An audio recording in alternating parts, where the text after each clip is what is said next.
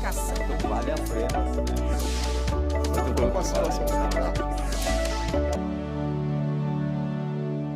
Olá! Você sabia que o Brasil ocupa a segunda pior posição em um estudo realizado sobre mobilidade social com dados de 30 países? Para debater mais sobre este assunto, recebo no programa em discussão de hoje Flávio Bastos, professor de Direito Constitucional do Mackenzie, Fernando Guimarães, cientista social, e Luiz Vitagliano, sociólogo e professor de Relações Internacionais da FMU. Muito obrigada pela presença de todos. Eu que agradeço. Eu gostaria que o senhor começasse falando para a gente, no primeiro momento, de uma forma bem didática, que não vai ser difícil até por conta da sua formação em professor, como o senhor definiria mobilidade social? Mobilidade social é a capacidade de um país conseguir sair de um estado de desigualdade para um estado maior de igualdade. Fazer com que pessoas que nasçam, por exemplo, numa situação de pobreza, tenham mecanismos de políticas públicas que permitam elas conseguirem ter uma ascensão social, né? Hoje o Brasil, por exemplo, pela primeira vez em 15 anos, estagnou a sua capacidade de produzir essa ascensão social.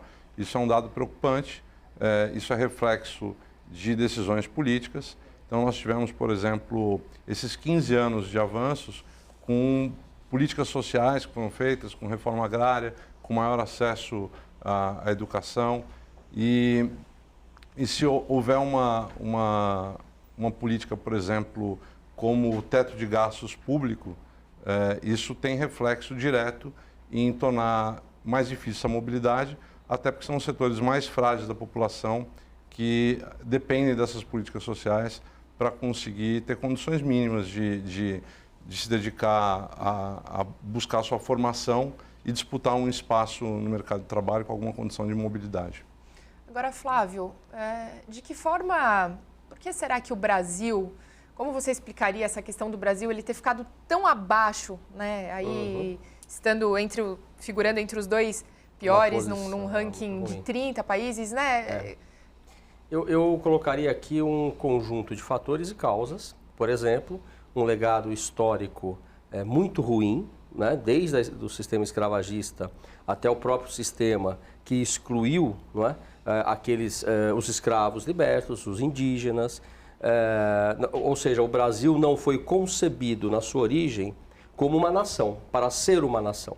Depois é que vem essa ideia, mas ainda assim baseado num sistema que sempre foi excludente. Um país para poucos, isso, portanto, um legado histórico. Do ponto de vista educacional, porque é um dos termômetros para se aferir a mobilidade social, nunca houve um projeto, salvo alguns períodos, nunca houve um projeto a longo prazo que reverta em benefício das gerações futuras, um projeto educacional que permita esta ascensão por conta da aferição do grau acadêmico ou de graduação de um brasileiro.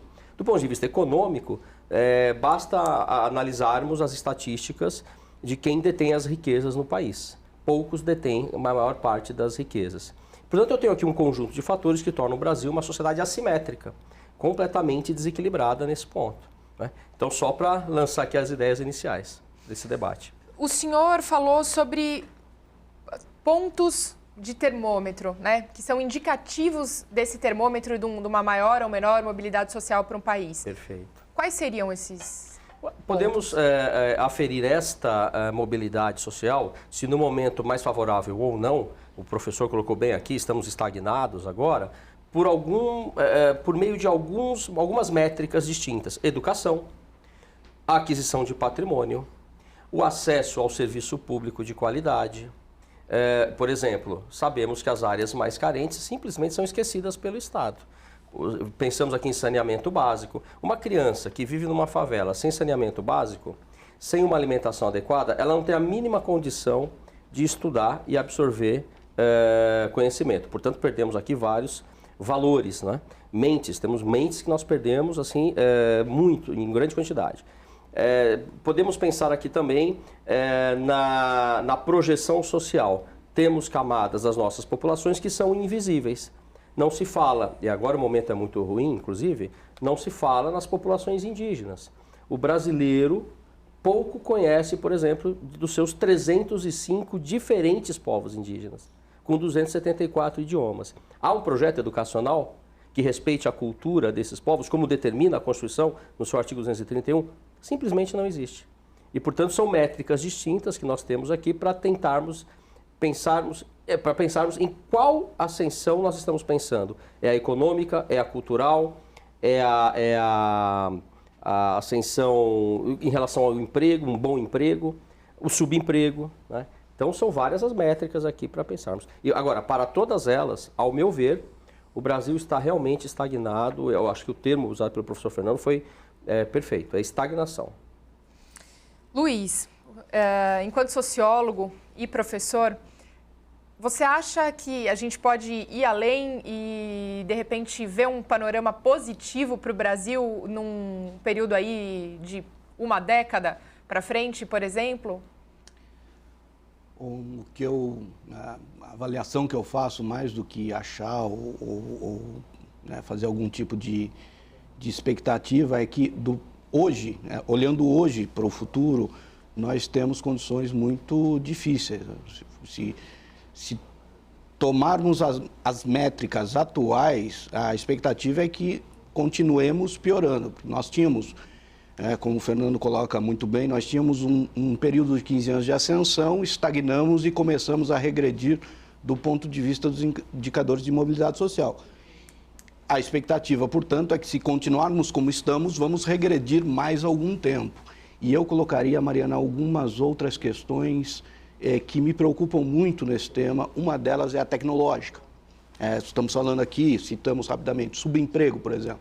Bom, o processo de subemprego não é um processo brasileiro, é um processo mundial. E o processo de transformação tecnológica também é um processo mundial que interfere o sistema educacional. O nosso sistema educacional não está preparado para o século XXI. O nosso sistema educacional é muito ruim e, do ponto de vista da mobilidade social, uma das esperanças das crianças que vão ascender ao futuro profissional é ter uma boa educação. Como é que a gente, por exemplo, vai preparar um pedreiro para uma casa do século XXI que vai ser controlada pelo celular? Perfeito. Ótima indagação. A gente vai chegar nesse ponto. Professor, voltando para o Fernando, eu gostaria que o senhor explicasse para a gente, de forma básica e até didática, de que forma o senhor acredita que toda essa diferença que a gente tem hoje, social, em números, o senhor conseguiria passar números para a gente, para que quem nos assiste de casa tenha ideia de quantas pessoas estão na base dessa pirâmide, no topo dessa pirâmide ou no meio dessa pirâmide? Olha, segundo os dados da Oxfam, o Brasil tem hoje os seus 6 homens brasileiros mais ricos, tem o equivalente a 50% de toda a população brasileira. A gente tem, por exemplo, as mulheres brasileiras, elas recebem hoje, caiu de 72% que elas recebiam em média do salário dos homens, isso caiu para 70%. Os negros no Brasil caíram de 57% em relação aos brancos, agora passou a 53%. Portanto, a gente tem diferenças sociais importantes nisso. Hoje você tem os brasileiros vivendo com até R$13 por mês. Isso hoje atinge a realidade de mais de 40% quase da população brasileira. R$13 por mês. R$13,30 por dia, né? Então, assim, são números muito graves. Isso não é uma realidade só brasileira, né? Você pega hoje os Estados Unidos, tem 140 milhões de pobres, que é o país mais rico do mundo. Isso faz parte de uma política liberal. Agora, como foi colocado aqui, essa questão, por exemplo, da tecnologia leva a gente para uma situação extrema, porque a tendência é de cada vez menos empregos mais qualificados, e a tendência no mundo é se formar bolhas, onde aqueles que têm acesso a participar desse novo mecanismo de produção vão ter todos os benefícios das tecnologias, dos avanços. Agora, todo o restante é marginalizado, né? E quando a gente fala de marginalização, Nós estamos falando de, por exemplo, simplesmente que essas pessoas passem a receber algum tipo de bolsa, né, uma renda básica cidadã, alguma coisa, só para o sistema não implodir, né? Mas essas pessoas elas não terão nenhuma possibilidade de ascensão social. Inclusive, até do ponto de vista da democracia, vai começar a se colocar em xeque a participação dessas pessoas, porque quem está dentro da bolha não vai querer dividir poder com quem está fora dela. Então, nós estamos caminhando para uma distopia.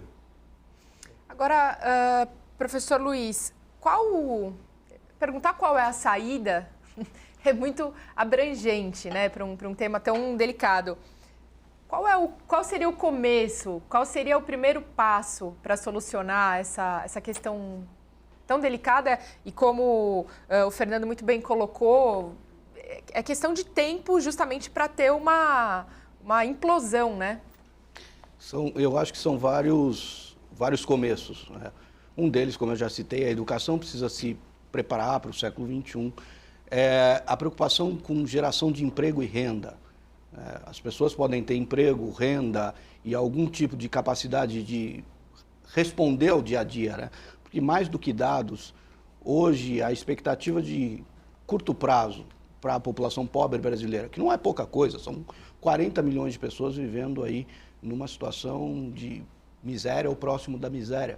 A preocupação dessas pessoas é se até o final de semana elas vão ter comida, se elas vão ter o almoço e a janta. Então, quando você coloca uma parte importante da população nesse nível de preocupação, a saída para o futuro, pensar 10 anos, é uma situação muito difícil. Então, essas pessoas estão a reboque de política pública, elas estão a reboque de um processo educacional, de uma série de mudanças que são necessárias na mentalidade, de modo geral, daqueles que conduzem políticas públicas, geração de emprego. O Brasil precisa se acostumar a pensar a longo prazo do ponto de vista de uma questão de Estado mesmo. Independentemente do partido político, independentemente da ordem que está presente, nós precisamos sentar e discutir o que vai ser o país daqui a 10 anos, 20 anos, porque todos os países desenvolvidos do mundo estão se fazendo essa pergunta e a gente ainda não se fez. O que vai ser o Brasil daqui a 10 anos com tecnologia, com mudança no mercado de trabalho, com mudanças previdenciárias e trabalhistas? Para aqueles que são a favor e para aqueles que são contra, de qualquer maneira é preciso pensar que o Brasil está mudando, o mundo está mudando e essa mudança necessita da sua pergunta, inclusive, ser estudada, pensada e discutida em todos os âmbitos da sociedade. Flávio, enquanto professor de Direito Constitucional, eu acho que você, melhor do que ninguém, deve conhecer, né, os meandros da lei e o que é cumprido e o que não é cumprido e o que a lei, se de fato fosse cumprida no seu teor, por mais que esteja obsoleta ou não, independente da época em que foi criada, foi feita a legislação, se em sua minoria ela de fato fosse cumprida, né, sem buscar brechas para se ter subterfúgios nessa situação, o que poderia melhorar? Nós temos aqui uma questão de fundo. O modelo político hoje no país, ou seja, o modelo que traz a representatividade dessas populações, por exemplo, desses 40 milhões de brasileiros na pobreza ou na miséria, ele está disfuncional ou ele funciona bem? Parece-me que a primeira opção é a correta. Nós temos um Congresso Nacional que, por termos um país muito distinto, assimétrico, com várias etnias, vários segmentos, parte deles se encontram representados no Congresso, mas não a outra. Vamos aqui, por exemplo, colocar a baixa representatividade por mulheres no Congresso Nacional. Então, este modelo leva um pouco à cooptação das suas dinâmicas. Ou seja, as políticas públicas sociais, educação, saúde, transporte público, moradia, elas passam a ser mais ou menos observadas e respeitadas e efetivadas segundo o momento político. Então, a mim parece que aqui é uma causa inicial para se pensarmos em perspectivas não muito boas. Não é? É preciso que o modelo seja repensado para um melhor equilíbrio para essas populações. Eu me encontrava no Congresso Nacional recentemente e um deputado me disse: temos aqui um projeto apresentado por mães desesperadas lá de São Paulo para seus filhos com necessidades especiais, mas que dependem da rede pública. E está engavetado, porque não há alguém impulsionando. Esse tipo de situação, você pense então em todos os outros segmentos, é muito comum. A Constituição não é observada, ela não é respeitada, ela nasce de um momento em que o bem-estar social era uma visão de Estado, inclusive na Europa, porque com a queda do Muro de Berlim, não foi só o socialismo que desapareceu, também a visão do Estado de bem-estar social.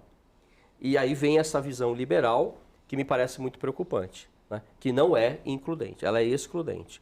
E para fechar, colocar uma figura que todos conversam hoje a respeito. O indivíduo que pega a sua bicicleta de um certo banco, na rua, entrega a comida de um restaurante, pedida por um aplicativo e nada pertence a ele. Se ele cair na rua, porque eles estão recorrendo a isso, essas pessoas que precisam de emprego, e sofrer um acidente, ele não terá a mínima proteção. O tecido social parece estar passando por um esgarçamento agravado. Agora, antes da gente entrar nessa questão trabalhista especificamente, o senhor citou em modelos políticos. Qual seria o modelo político que, na sua visão, se fosse adotado hoje, num país como o Brasil, seria o mais facilitador para a gente reverter esse cenário atual? O modelo político, a adoção de um novo modelo político implica em mudanças concomitantes. Por exemplo, eu questiono aqui, como sistema de governo, o presidencialismo ainda é o ideal? É uma pergunta que se coloca. Portugal e França adotam o semipresidencialismo. O parlamentarismo, com esses partidos políticos que nós temos aí, com a realidade do legislativo, seria ideal? Essa é uma questão para se debater. Outra questão, a maior autonomia dos estados e dos municípios para trabalhar melhor com o seu orçamento. Eles estão quebrados. Então, são várias questões que deveriam ter sido objeto de uma reforma ampla, já no passado, e não no passado recente, eu diria até no passado longínquo, e que não foram feitas. Então, é muito difícil agora, de prontidão, uma mudança governamental. É preciso que todos esses pontos sejam debatidos. Fernando, de que forma as reformas, especificamente hoje mais debatidas, que é a previdenciária, a trabalhista e agora a tributária, você acredita que elas venham para melhorar? Ou, na sua visão, elas não vêm para melhorar e elas vêm para talvez tornar um pouco mais difícil, um pouco mais excludente esse cenário? A trabalhista veio para piorar muito, né? Fragilizar ainda mais a situação dos trabalhadores. A da reforma previdenciária, eu acho que ela coloca em xeque, inclusive, a capacidade dessas pessoas conseguirem se aposentar numa perspectiva de que nós estamos debatendo aqui, de novas tecnologias, uma redução brutal de perspectivas de emprego e a forma como se dá o emprego. Portanto, uma pessoa imaginar que alguém vai conseguir ter 40 anos de registro em carteira, já passa a ser próximo de uma utopia. E do ponto de vista da reforma tributária, a pergunta qual reforma tributária? Né? O Brasil, por exemplo, hoje, adota um sistema de tributação sobre herança que fica em torno de 4%, alguns estados chegam a 7%. Quando você tem, por exemplo, os Estados Unidos adota 40%, já adotou até mais, chegou a adotar 70%. A França adota cerca de 60% os milionários. A própria Inglaterra, 40%. Quer dizer, eu não estou citando aqui países comunistas, né? Nós estamos citando países liberais, países democráticos e que conseguem ter essa transferência de renda porque adotam esses mecanismos.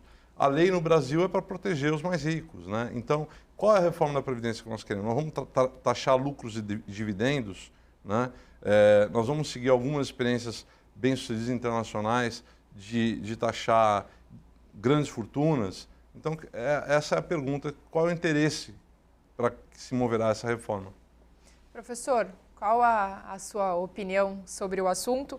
E, principalmente, o senhor acredita que existe um movimento, justamente de encontro com o que o Fernando comentou, de uma lei protecionista justamente para os que têm mais no país? Bom, essa é a história a própria história do Brasil. De fato, alguns setores sempre foram mais favorecidos, os já mais abastados. Nós aqui podemos pensar, por exemplo, foi citado o imposto sobre grandes fortunas, não é? o baixo número de alíquotas que são impostas sobre os assalariados, esses não escapam dos impostos, isso já é conhecido. Os serviços públicos são muito ruins, então paga-se um convênio médico, paga-se mais imposto, isso já é sabido e é discutido. Essas reformas, a trabalhista, a previdenciária e a tributária, note que, em relação à previdenciária, aqueles setores que tinham lobbies ou eram mais organizados, conseguiram, em alguns momentos, alguns benefícios, né? Isso não é possível para a maioria dos brasileiros, do setor privado especialmente. Então, há aqui algumas distorções que me fazem ser um pouco incrédulo em relação ao que vem por aí. E eu estou realmente muito preocupante do ponto de vista da vida, do dia a dia do cidadão. Do ponto de vista constitucional e mesmo internacional, interamericano, as normas são simplesmente desconsideradas, o que compromete a democracia, como você colocou no início do debate. Luiz, enquanto professor de Relações Internacionais, a gente fazendo, como o Fernando no começo fez esse paralelo justamente com outros países, como você vê por que países ricos não conseguem diminuir essa mobilidade social entre as diferentes camadas, né? Então, assim, se a gente fizer um paralelo, como que o Brasil, que é um país que, teoricamente, não pode ser considerado tão rico como alguns exemplos de outros países que o Fernando colocou, quer dizer, de que forma a gente resolve essa equação? Me permita citar um professor escandinavo do pós-guerra, início dos anos 50, aí, ele escreveu um paper muito interessante falando do ciclo vicioso da pobreza.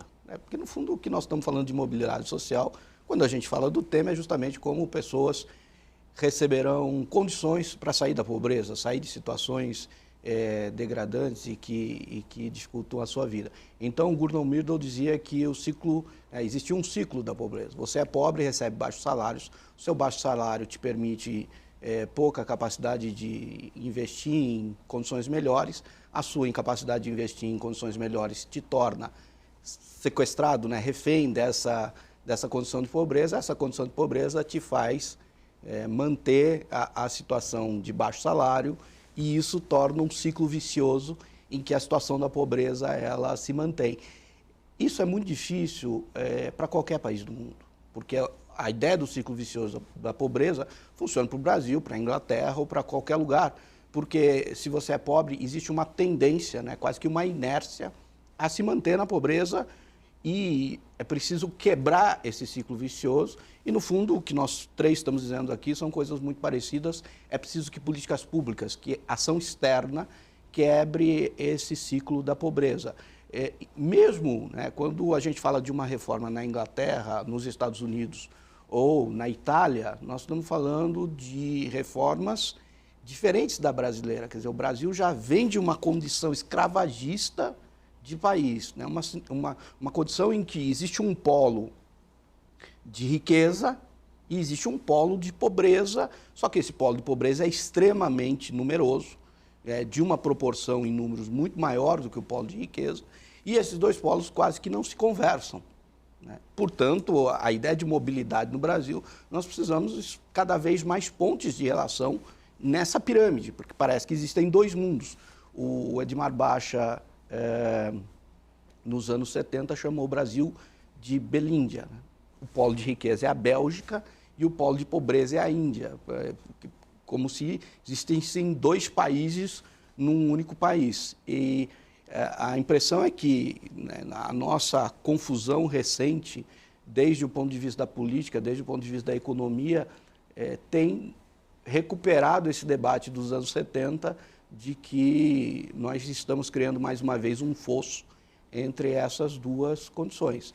Mas é claro que para qualquer país, trabalhar a pobreza e trabalhar a mobilidade social é um tema difícil, porque normalmente o que acontece é que a tendência de ser rico é ser cada vez mais rico, e a tendência de ser pobre é ser cada vez mais pobre. Por isso existem políticas redistributivas. Gostaria de ouvir a opinião de vocês. Vocês acreditam que no cenário atual, políticas públicas e economia e políticas públicas econômicas têm se conversado? Não, acho que desde que se aprovou a PEC do teto, se estabeleceu que você não pode ter, portanto, o gasto público por 20 anos está congelado, e a gente sabe que as demandas são cada vez maiores, né? Portanto, se estabelece que não há essa preocupação de você conseguir tirar essas pessoas da pobreza. A gente não tem, por exemplo, um plano nacional no Brasil de conseguir fazer com que as regiões mais pobres tenham as suas vocações econômicas trabalhadas de uma forma a conseguir essa riqueza local, né? A questão da economia criativa, por exemplo, seria uma enorme possibilidade de a gente começar a trabalhar isso do ponto de vista de fazer com que as pessoas consigam suprir essa mudança de tecnologia por emprego. Mas, no entanto, isso demandaria, por exemplo, cada vez mais apostar na educação, e o que a gente tem visto é políticas agora de cortar recursos de universidades públicas, etc. Então, eu acho que a política que tem hoje, ela acentua o neoliberalismo de uma forma com consequências muito dramáticas, principalmente para as pessoas que estão fora dessa faixa que já tem uma maior riqueza da sociedade. Eu até gostaria de fazer um comentário. Aliás, os dois comentários me levam a esse gancho aqui. Não há qualquer perspectiva a não ser um maciço investimento nas áreas pobres, criando uma infraestrutura habitável, saudável, exatamente por conta desse espaço é que o crime organizado cresceu e outros estados paralelos. E, concomitante, um projeto educacional sério, pensando nas próximas décadas. Porque a cada dia que se perde, são 5, 6, 7 anos que sofrem impacto disso adiante. Então, as futuras gerações estão comprometidas. Então, um projeto educacional sério, com inclusão digital, eu tenho a oportunidade de visitar alguns presídios na Alemanha, eu levo juízes para lá, e lá eles estão usando o computador, o acesso à internet, como forma de recuperação do indivíduo que está cumprindo a pena. Claro, com os devidos controles. Porque a tecnologia, o professor Luiz colocou bem aqui, é um caminho.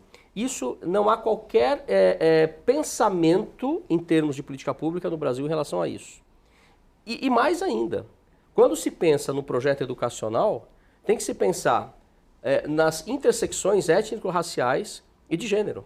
A mulher negra na cidade de São Paulo, a mulher indígena ticuna lá na região amazônica, são projetos educacionais que precisam ter em mente a inclusão de brasileiros conforme as suas características, as suas origens. Eu visitei uma universidade do Paraná, que tem maior número de indígenas, alunos indígenas. Eles não têm uma cota, eles têm um percentual. A cada vaga nova criada tem que ter um percentual a mais para alunos indígenas. Alguns desistem dos cursos porque o curso desconsidera completamente a sua realidade, a sua origem. Ele se sente excluído e é até discriminado. Então não basta, inclusive, criar uma política pública nacional para um país como o Brasil. Veja que o desafio é enorme. Professor? Essa questão educacional me pega muito porque o nosso sistema escolar ele é muito distante da realidade, seja próxima ou a realidade laboral de qualquer pessoa. As pessoas não têm capacidade de fazer contas básicas do tipo porcentagem, etc. E quando têm essa capacidade, elas têm dificuldade de relacionar isso com a vida cotidiana. Então, eu insisto bastante com os meus colegas de que eu acho que no ensino básico, não na universidade e tudo mais, a universidade resolve uma série de problemas já, inclusive vai crescendo o acesso, vai diminuindo, vai aumentando a evasão. Então, você vai selecionando. O Brasil é meio que um darwinismo na educação, só vai ficando os mais resistentes para o final.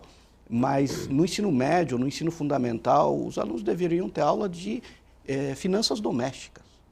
Eles deviam aprender a fazer conta de lista de supermercado.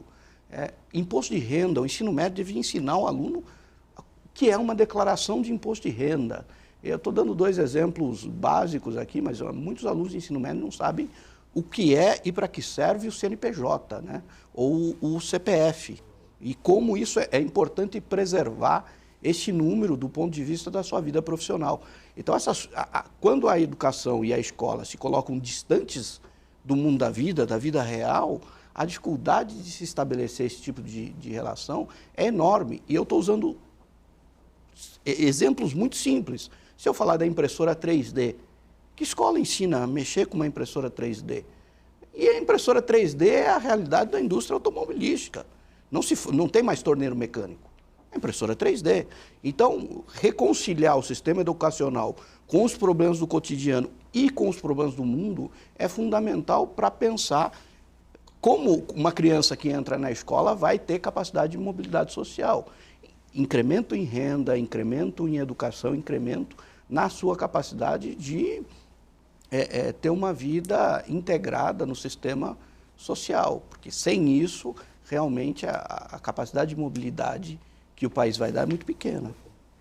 Perfeito. Nós vamos para um rápido intervalo e dentro de instantes nós voltamos com mais debates sobre mobilidade social no Indiscussão de hoje. Não perca, é rapidinho, vamos, mas já voltamos.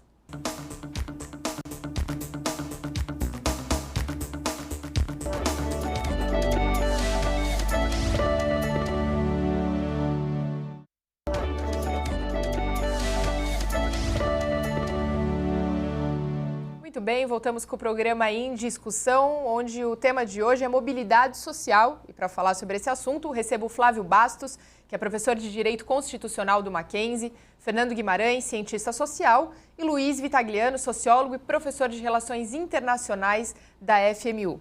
Muito bem, vamos lá. Fernando, como nós estávamos conversando no bloco anterior, a gente estava falando basicamente sobre como a educação é necessária nesse processo de transformação ou de pelo menos reduzir um pouco dessa questão da mobilidade social, dessa disparidade que existe, né?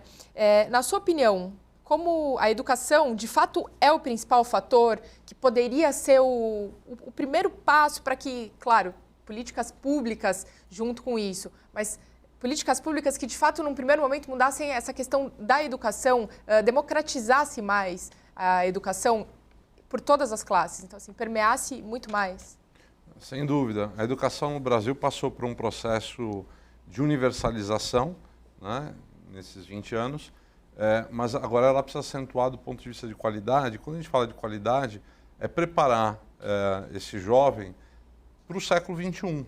Né? Então, é uma nova forma de educação. Nós precisamos de uma escola, inclusive, que dê a perspectiva de cidadania, né, de exercício da democracia, até para que ele consiga buscar direitos, ele consiga ter políticas de ascensão social. Por exemplo, hoje o país carece de políticas públicas de juventude. Né? Foi falado aqui sobre a questão do tráfico. Isso porque é muito fácil você conseguir buscar um jovem, uma criança que está na nossa periferia, abandonada pelo Estado, do ponto de vista de políticas públicas, né? E recrutar. O jovem, muitas vezes ele tem ali ele tem que buscar uma identidade social. Ele pode buscar essa identidade social no esporte, ele pode buscar na arte, ele pode buscar na religião. Em alguma coisa ele precisa se apegar para ele ter essa construção. Quando você não tem na periferia, você não tem políticas de esporte, política de cultura, de preparação para o mercado de trabalho, ou seja, quando ele também não vê perspectiva, que além da identidade ele precisa buscar a perspectiva, então ele se vê numa situação fragilizado, né, e aí que ele é recrutado, por exemplo, para o crime. Então, oferecer educação e fazer com que essa educação ela consiga ser transformadora na realidade onde aquele jovem está inserido, portanto, dialogar com essa perspectiva de emprego, mas também de cidadania, é fundamental. Acho que esse é o desafio. Uma educação hoje que parta da realidade. A escola precisa compreender essa realidade, discutir ela e apontar caminhos para um mundo onde é uma ilusão achar que todo mundo vai ter o seu emprego como as gerações anteriores tinham. Então, a economia criativa, por exemplo, ela é a economia do turismo, a economia ambiental, né, essas novas economias precisam estar inseridas nessa construção. Professor, no primeiro bloco, no finalzinho do primeiro bloco, o senhor comentava sobre justamente essa questão de que é necessário um investimento maciço nas classes mais baixas, pensando na realidade delas, justamente para movimentar todo o ciclo. De que forma as bolsas, os auxílios que eram dados a essa população mais carente nos governos anteriores, e até mesmo políticas como de cotas, por exemplo, facilitavam ou não nesse tipo de desenvolvimento e de minimizar essa diferença entre mobilidade social? Esses projetos que foram desenvolvidos nesses últimos 20 anos, eles foram vitais para uma inserção e para a ascensão de uma classe C, né? Discutia-se um pouco se esta inserção, essa mobilidade era por conta poderia ser aferida apenas pela capacidade aquisitiva ou se também deveria ser aferida pela graduação numa universidade. Mas não importa, houve uma ascensão. Eu, como professor há 25 anos, raramente tive alunos negros nas minhas salas e eu passei a encontrá-los, ainda que não numa quantidade ideal, não é? Se considerarmos 52% da população brasileira é composta por negros, segundo o IBGE. Então, elas foram absolutamente vitais e precisam ser mantidas e precisam ser desenvolvidas e incrementadas, não é? Então, a sociedade brasileira precisa entender que não basta ter o desejo de ver uma sociedade mais igualitária e, portanto, segura. Porque, sim, a pobreza favorece o aumento da violência, evidentemente. Mas a sociedade brasileira precisa entender que ela tem que dividir, que ela tem que partilhar. Se olharmos aqui as estatísticas em relação às terras improdutivas, e eu não estou falando de terras indígenas que são produtivas e preservam o meio ambiente, mas terras improdutivas e latifúndios, como esta agenda, que é uma agenda liberal, criar novos proprietários de terra, nunca foi desenvolvida, houve a tentativa, mas hoje, por exemplo, se vê completamente cerceada. Então, sim, elas são absolutamente vitais paralelamente ao projeto educacional. Para aquele que vive na pobreza, na miséria, apenas a educação tem a condição de melhorar a sua vida. Mas o senhor tocou num tema, na minha opinião, que é muito importante, que é o partilhar, né? Que Exato. passa pelas noções de cidadania e aí vai em todas, isso permeia Perfeito. todas A os visão de setores. O Brasil não conseguiu, infelizmente, colocar, né, nos brasileiros essas noções de cidadania, da importância Perfeito. do partilhar, do pensar no próximo, e isso é talvez Isso é parte essencial. do que hoje... Esse é um dos vetores que constrói uma nação. Não só democrática, mas uma nação no sentido, eu vou aqui me ousar adentrar o ramo de conhecimento dos meus colegas aqui, uma nação no sentido sociológico, com identidade e alteridade, não é? Vemos este sentimento agora na discussão da reforma da Previdência. Cada corporação quer garantir o seu. Perfeito. Professor Luiz, agora dando um passo para o futuro, falando sobre o amanhã do Brasil e dos brasileiros. O senhor, no começo do primeiro bloco, tocou num ponto fundamental, que é a questão da tecnologia. De que forma a tecnologia ela vai impactar tudo, absolutamente tudo. E isso, assim, não é ser redundante falar isso, porque a tecnologia ela cresce cada vez mais, mas talvez as pessoas ainda não tenham parado e se dado conta de que profissões, teoricamente, hoje, né, tidas como estáveis, como o senhor mesmo colocou, advogados, médicos, administradores, né, vão ser diretamente impactadas e num futuro muito próximo. E mais que isso, como que essas classes baixas, elas conseguem competir com esse nível, né, de conhecimento, se nem o mínimo, né, a educação mínima, a educação básica, como o senhor mesmo colocou, uma conta de porcentagem, de soma, de dividir, quer dizer, cada vez mais analfabetos funcionais a gente cria no país, né? A gente cria o conceito, né, de analfabeto funcional, agora temos conceitos de analfabeto e nativo digital. Se você pegar qualquer criança de 5, 6 anos em processo de alfabetização, a familiaridade que ela tem com o celular é muito maior do que a familiaridade que ela tem com a cartilha. E a educação precisa se reintegrar a esse processo, sem dúvida nenhuma. Mas tem também uma certa ilusão de que essas coisas não vão atingir a minha profissão ou não vão atingir o meu trabalho. A gente precisa pensar que cada vez mais o Brasil está num processo de internacionalização da sua economia. O Brasil chegou a ter uma economia muito fechada em si nos anos 80 e passou por um processo, inúmeros processos, inúmeras ondas de abertura, e hoje boa parte das grandes empresas que investem em tecnologia estão no Brasil. E o Brasil vai ser impactado por esse processo tecnológico. O país precisa pensar, se preparar, se orientar em função disso. É inevitável. Nenhuma profissão vai se salvar desse processo, e nós estamos em um momento, e aí peço licença porque não é consenso entre sociólogos, cientistas políticos ou estudiosos da sociedade, mas nós estamos num processo de transformação da sociedade tão impactante quanto foi a Revolução Industrial. A Revolução Industrial mudou o mundo, ela sai de uma sociedade agrária, começa na Inglaterra, mas ela muda o mundo todo. E quem chega atrasado ou quem não se dá conta disso, acaba indo a reboque desse processo. E é claro que nos processos tecnológicos mais desenvolvidos, a pobreza aumenta. O Brasil ocupava um lugar muito circunscrito à produção de commodities na Revolução Industrial. E nós temos 200 anos tentando enfrentar esse problema e não conseguimos. Hoje nós não temos mais a sociedade industrial que existia no século XX. Hoje nós temos uma sociedade muito ligada ao setor de serviços. Então você citou algumas coisas e saiu aqui a questão do turismo, a questão do atendimento, a questão... Quer dizer, as cidades hoje e o setor de serviços empregam cerca de 65% da nossa mão de obra.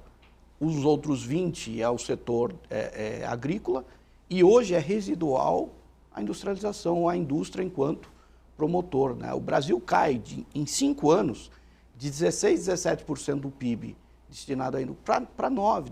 Nós estamos a um dígito, né? Nós tivemos a indústria a 25% do PIB, 30% do PIB, e hoje nós estamos a 9% do PIB, e o setor de serviços, o sistema bancário, por exemplo, é o que mais emprega os meus alunos de relações internacionais. Não é porque eles querem trabalhar no sistema bancário, mas é porque onde tem emprego. E essa mudança, ela não é uma mudança do tipo circunstancial, depois melhora, depois... Não, essa é uma mudança que veio para ficar. O setor de serviços hoje é onde se tem emprego e é onde se vai trabalhar. E o setor industrial, com a robótica, com a informática, com as transformações, ele vai ser cada vez menos dependente de pessoas e mais automatizado. E essas pessoas vão trabalhar no setor de inteligência. Quem não tiver uma altíssima formação tecnológica no século XXI terá subemprego ou poucas condições de um trabalho que vai destinar a ele possibilidade de mobilidade social.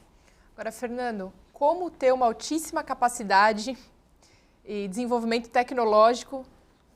Volto para a minha pergunta anterior, se nós temos uma maior parte da população e dos jovens hoje, acredito que os professores que estão aqui em sala de aula sabem dizer para a gente o nível em que esses alunos chegam nas universidades hoje. Como a gente pode pensar numa inserção tecnológica, numa formação refinada tecnológica, se esses jovens não têm a formação mínima básica de ler, escrever? Não chegaremos, né? A Noruega, por exemplo, ela ascendeu ao primeiro mundo quando ela fez um pacto nacional pela educação, onde ela passou a priorizar todos os seus recursos na educação. Por exemplo, se você for para a periferia das grandes capitais brasileiras, você não vai encontrar bibliotecas, né, na periferia profunda, você não vai encontrar casas de cultura. Então você não tem elementos, referências para constituir essa formação e essa ascensão através do ensino. Eu ainda falando, eu citei a Noruega, eu queria citar mais um exemplo que mostra que a gente tem que tomar uma decisão que é política sobre acabar ou não, reduzir ou não a desigualdade. Você pega, por exemplo, a Suécia. Na Suécia, um empregado ou uma empregada doméstica, ele recebe como salário algo em torno de 8, 9 mil reais, né? Um professor universitário vai receber lá 14, 15 mil. O teto que você vai encontrar entre as profissões na Suécia é alguma coisa em torno de uns 25 mil reais. Ou seja, entre uma profissão e outra, a diferença é de 3 vezes no máximo. Aqui no Brasil, 1% mais rico da população, ele recebe 36 vezes mais, né, do que recebe os 50% mais pobre. Quer dizer, há um descolamento total de realidades, né? Agora, isso é uma decisão política, é uma decisão de mudar a forma como a gente vê a sociedade. Passa, por exemplo, também por a gente discutir um pouco de como que a gente estabelece as relações nossas em relação, por exemplo, a consumo, né? O padrão de consumo que as classes mais altas têm, você precisaria ter 13 planetas Terras para conseguir dar conta de produzir o que elas consomem, né? Por outro lado, esses miseráveis, esses pobres, não têm o básico. Então a gente tem que pensar como conseguir fazer também com que a relação da sociedade seja menos com o consumo e mais com um mundo mais justo. Agora, eu gostaria de propor até um desafio para o senhor, no sentido de conseguir, né, nos explicar, nos exemplificar uma questão, inclusive, que o senhor citou no primeiro bloco, o seguinte, de por que, né, e de que forma essas classes mais altas, mais elevadas, elas não conseguem perceber que à medida que o número de pessoas nessa base da pirâmide, né, que a gente está falando, pessoas que recebem 13 reais... Tem um dado que é mais impactante, que é 15 milhões de brasileiros vivem com 7 reais por dia. Então, pessoas que recebem 7 reais ao dia, e isso tem aumentado exponencialmente, principalmente nos últimos 2 anos, 2, 3 anos depois dessa crise que a gente tem vivendo. Então, assim, por que será que essas pessoas dessas classes mais altas, elas não conseguem entender que em dado momento, se esse cenário não for revertido, ou no mínimo equalizado minimamente, elas vão ser engolidas por essa massa. Elas não vão continuar tendo como viver ou como consumir, manter o padrão, né, elevado em que elas levam hoje. Sim. Na verdade, todos sabem disso. O problema é que todo mundo procura ir levando, né? As políticas públicas, elas são, nesse sentido, sempre... Não há uma perspectiva de pensar daqui 10, 20 anos. Né? Então, a gente tem hoje, além desse agravamento que a gente tem falado de tecnologia, questões como, por exemplo, a crise climática, né? A questão mesmo da água, o processo migratório que passa a ocorrer no mundo pelas questões também econômicas. Ou seja, tudo isso vai se recrudescendo esse cenário de uma forma que é perigosa, inclusive do ponto de vista da democracia, porque isso vai começando a favorecer autoritarismos e populismos, uma série de questões nesse sentido.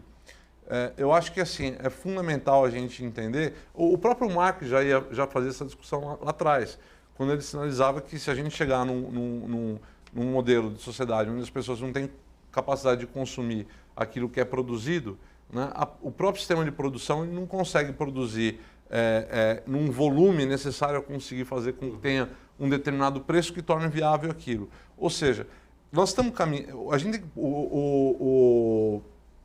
taxar, por exemplo, robôs, como o Bill Gates está propondo, passa a ser fundamental. Sim. Fazer com que as empresas elas tenham, por exemplo, não só remuneração àqueles que efetivamente trabalham nela, mas consultores, conselheiros e buscar, por exemplo, criar novas formas de participar do sistema produtivo, né? E você ter, por exemplo, nós não vamos escapar disso, a renda básica cidadã, a renda universal, como uma forma de fazer com que as pessoas tenham condição ao mínimo.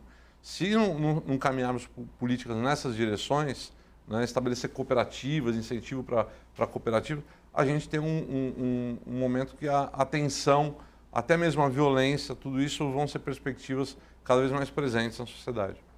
Professor, nós falamos sobre o crescente subemprego, né? Então, o desemprego aumenta cada vez mais, as pessoas perdem as suas profissões, até por conta também da tecnologia, que é crescente, até por conta dessa questão da produção que diminui cada vez mais nas indústrias, que era o que gerava mais emprego no nosso país. E aí nós temos o surgimento do subemprego com pessoas que não têm os seus direitos garantidos de forma alguma. Perfeito. Nós temos os aplicativos, temos os entregadores, seja por motoboy, seja por bicicleta, seja a pé, seja da forma que for. E nós temos também a desvalorização daquelas profissões e dos cursos técnicos, que eram os cursos que mais qualificavam as pessoas e que geravam realmente uma mão de obra qualificada, que também, por outro ponto de vista, é uma das coisas que falta e muito hoje no mercado de trabalho. Sem dúvida. Nós temos, nos últimos anos, tivemos um aumento do número de universidades, muitas com pouca qualidade, com baixa qualidade, e faltou aí, e esta é uma discussão antiga, o incremento dos cursos técnicos, que dá muito certo em países como o Canadá e a Alemanha, por exemplo, onde o indivíduo se gradua nesse curso técnico e vive muitíssimo bem, o que não foi feito no Brasil. E esta era uma grita antiga de professores, de pesquisadores, de certos setores da sociedade. Não houve investimento nisso. Do ponto de vista das universidades, agora há uma grande evasão, porque os estudantes não conseguem mais pagar as suas universidades. Há uma evasão, salvo alguns nichos, não é? Então, neste sentido, um programa bem estabelecido é premente, é urgente para que se possa incluir, especialmente esses garotos e garotas que vêm de uma outra situação distorcida, não é? O indivíduo não consegue pagar uma boa escola no fundamental e tem que pagar quando ele consegue, ele tem que pagar uma faculdade particular. O indivíduo que sempre pagou caro numa escola privada, consegue as vagas nas universidades públicas, que tem mais pesquisa, enfim. Então nós temos aqui uma distorção do modelo que é mantida há décadas, né? E que precisa ser trabalhado agora. Este é um dos caminhos para se amenizar, e o professor citou aqui alguns países. Eu quero lembrar que a Coreia do Sul, nos anos 80, ostentava os mesmos índices de educação que o Brasil. Os mesmos. E hoje, investiu tudo na educação e hoje, acho que depois de Singapura, considerado um dos melhores sistemas educacionais do mundo. Nós estamos falando de num período de quanto tempo? Da década de 80 para cá, 30 anos? 40 anos. Ainda existe uma chance de pelo menos essa geração mais jovem que vem agora conseguir colher se essa mudança fosse feita agora, né? Esse é um problema, porque um projeto bem estabelecido agora, que seja uma questão civilizacional, de Estado, não de governos, porque muda um governo, acaba-se com o que o anterior fez. Então, se isso fosse estabelecido hoje, certamente o resultado se faria sentir em 2 gerações, talvez. Por isso que isso é muito preocupante, o que ocorre com a próxima geração. Nós estamos sem resposta para isso. O Estado brasileiro não está dando resposta para isso. Professor, isso é um problema grande, né? No sentido de que a gente não tem uma resposta para dar para esses jovens e para essas crianças que hoje nascem e que hoje estão no ensino fundamental, no ensino médio. Quer dizer, para onde caminha uma nação que você não tem uma resposta para dar para os seus jovens, que é o que vão fazer a sua nação do amanhã?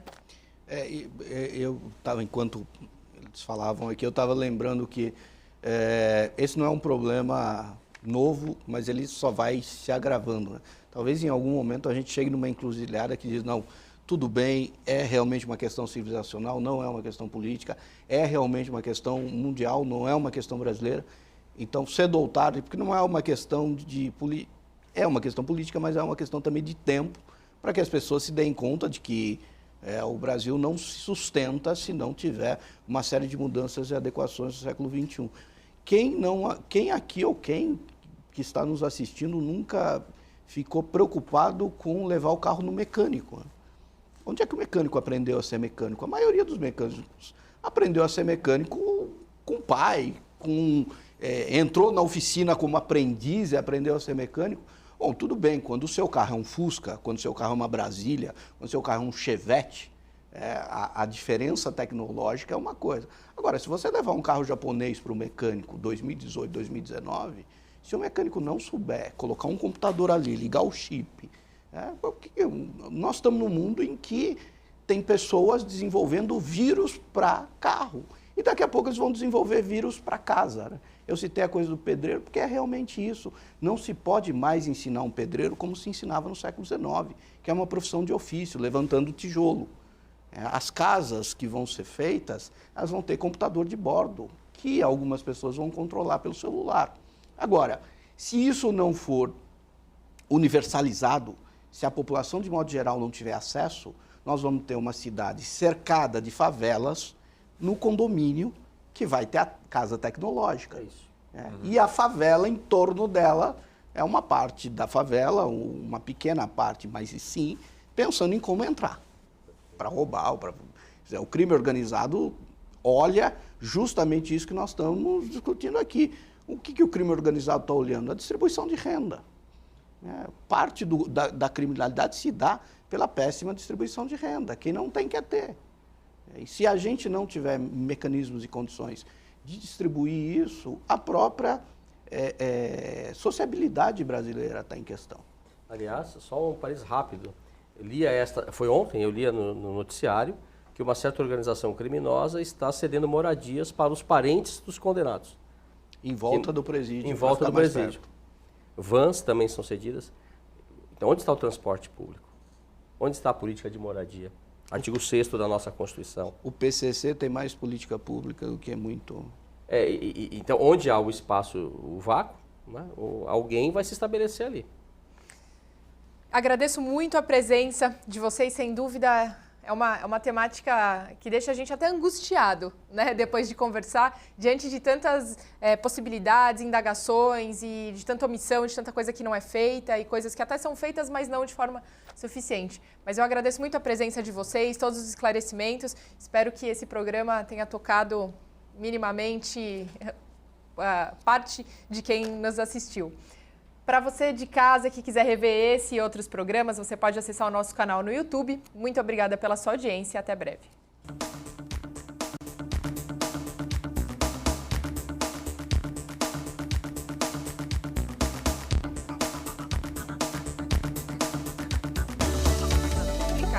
Vale a pena. Muito preocupação.